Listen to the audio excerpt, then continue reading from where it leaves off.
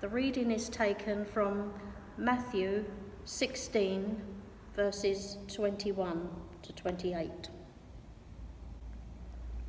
From that time on, Jesus began to show his disciples that he must go to Jerusalem and undergo great suffering at the hands of the elders and chief priests and scribes, and be killed, and on the third day be raised. And Peter took him aside and began to rebuke him, saying, God forbid it, Lord. This must never happen to you. But he turned and said to Peter, Get behind me, Satan. You are a stumbling block to me, for you are setting your mind not on divine things, but on human things. Then Jesus told his disciples, If any want to become my followers, let them deny themselves and take up their cross and follow me. For those who want to save their life will lose it, and those who lose their life for my sake will find it. For what will it profit them if they gain the whole world but forfeit their life, or what they will give in return for their life? For the Son of Man is to come with his angels in the glory of his Father, and then he will repay everyone for what has been done. Well, hello. Lovely to see you again. I nearly said welcome back, but I guess I'm the one being welcome back.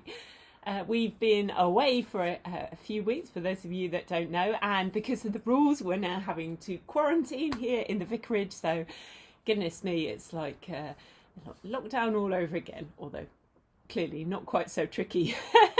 But still, in this time, I've been using time to kind of catch up on various things, catching up on the news, and catching up with where we've been with our stories in the last few weeks. And one thing struck me that we've got a complete turnaround between this week's gospel reading and last week's. Last week's was Peter with that wonderful, bold proclamation, Jesus, you are the Messiah. And so Peter must have been feeling pretty good last week. This week, slightly different. Do you know, I identified quite a lot with Peter. A bit of a risk taker, wasn't he? He was enthusiastic. And so he, when he blurts out this, Jesus, it can't be this way. It must have been quite difficult, I'm sure quite painful, when Jesus said, Get behind me, Satan. This is not the way. Because, yes, Jesus, he says, is the Messiah, but not the Messiah that Peter thinks he is. Not that great king, that great powerful king. Not the sort of king that would wear a golden crown, but a crown of thorns. And I guess this for me is the imagery of today's reading to hold on to. That Jesus says that he, yes, is the king, but the king who wears the crown of thorns, who knows what it is to suffer.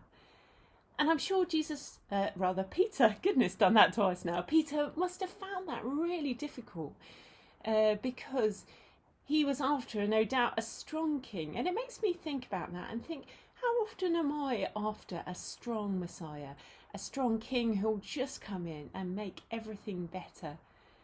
But as this story tells us today, that very often that the place that Jesus meets us is in the place of his vulnerability and suffering, as the one who wore the crown of thorns. That might be hard to accept, and yet I think there is something about that that's actually really reassuring. I said I've been catching up on various things. Well, one of those was the news, and we didn't get much news in France, although I tell you, as soon as that news came out about quarantine, boy, did it spread around the campsite, and people were packing up within the hour. News does spread fast, but one thing I was struck with catching up on the news is just how much suffering there is in different people's lives, both here locally and nationally and across the globe, reading about, and it seems particularly people of faith. There's was a story which admittedly is probably a couple of weeks ago now, of the dean of a cathedral in South Sudan who was killed along with about 35 other people, and the cathedral burned down. Deeply sad things to read about. But I think this passage indicates or hints at the fact that there will be suffering. Now, I think we need to be careful not to say that this is a beneficial thing. And I think sometimes this passage has been abused, particularly by oppressors towards those whom they oppress, to say, well, look, you should just get on with your suffering because it's the way of the cross. I don't think that's what this passage said, and it can be misused. However, it is quite helpfully realistic, isn't it? Saying that this is the way of faith, that sometimes it will involve the way of suffering. But I think it's also a deeply hopeful passage, because Jesus said, the one who wore this crown of thorns says, I will meet you in suffering. Sometimes we can see redemption, sometimes we can see hope in suffering, and sometimes we cannot. But Jesus says he identifies with us in suffering, takes on our suffering, and promises to meet us in ours. That's why for me, this is a deeply hopeful passage. And so, as we step forward into building God's kingdom, ushering it in, and those are the words of the Lord's Prayer, aren't they? That we are called to build God's kingdom on earth as it is in heaven. I think what this says to me is that we should expect that there will be dark times as we seek to share God's love, as we seek to reach out, that suffering will find us. The other day, our daughter Anna was doing a little bit of making the kingdom a brighter place in Berkeley Park, picking up some of the rubbish, and she spotted a piece of sharp ceramic tiles that thought, oh, it'd be good to make sure that that doesn't hurt anyone else, and sadly in the process of picking it up managed to cut herself and ended up having to have her legs stapled. I thought I would save you the pictures of that in case you're a bit squeamish like me. But sometimes suffering does find us like that, and it can be an example like that, or it can be much greater. But I think that that is one of the things that the one who wore the crown of thorns teaches us, that it will find us. And that's not to say that we don't resist suffering in the same way that we actively resist or make sure that our actions don't cause suffering for others. But it is realistic. So maybe today is an opportunity, and certainly there will be an opportunity in a moment, to simply name some of those things that cause us pain. Maybe that's on a global scale, things from around the world that you've read about in the news that are causing you pain as you read about them, and they cause lots of people pain. Maybe it's something much closer to home. But what we're going to do now is take an opportunity to name those before God. The church has a long history of something called lament, which is a corporate, a collective opportunity to hold those things before God and to say, please be at work, even when I cannot see a way through this, please be at work. And as we do so, we claim that promise that Jesus says, I am with you, I will lead you through it, and that in this time I will hold you, and how Jesus encourages us, and also the one who did indeed wear this crown of thorns laments with us. But he doesn't leave us there, because he does promise us both the strength to endure it and also the fact that we will eventually flourish. So that's the promise to me of this passage, that the one who did indeed wear this crown of thorns was the one who suffered, who was vulnerable, and knows what it's like, identifies with us in our places of pain, and promises then to lead us through it into the fullness of life. That's the one that we entrust ourselves to now.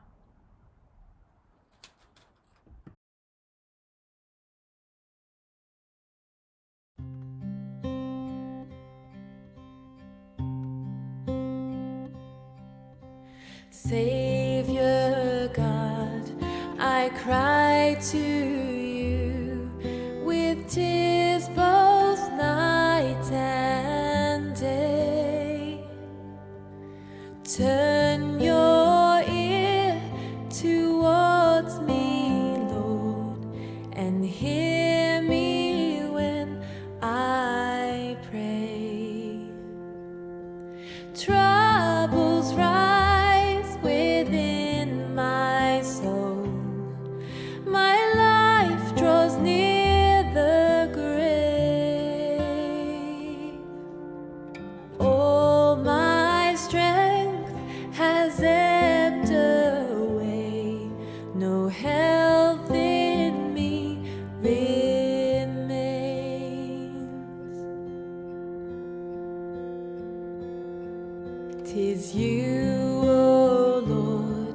have cast me down beneath the stormy sea.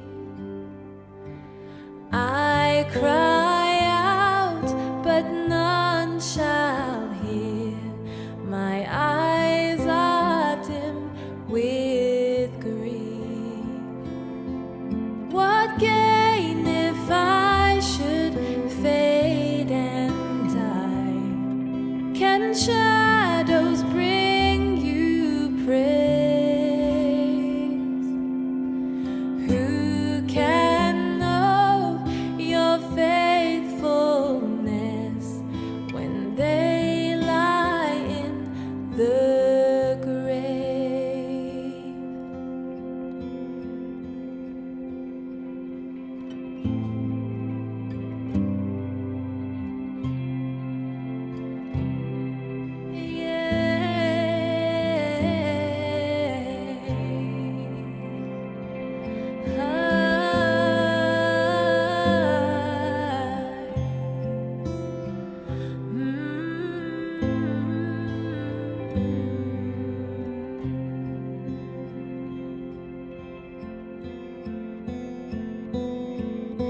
But I, oh Lord, cry out to you when dawn sends forth its rays. Why do you hide your face from me and turn my soul away? For many years beneath your hand, my sorrows know no end. None have I to share my grief, but darkness my closest friend.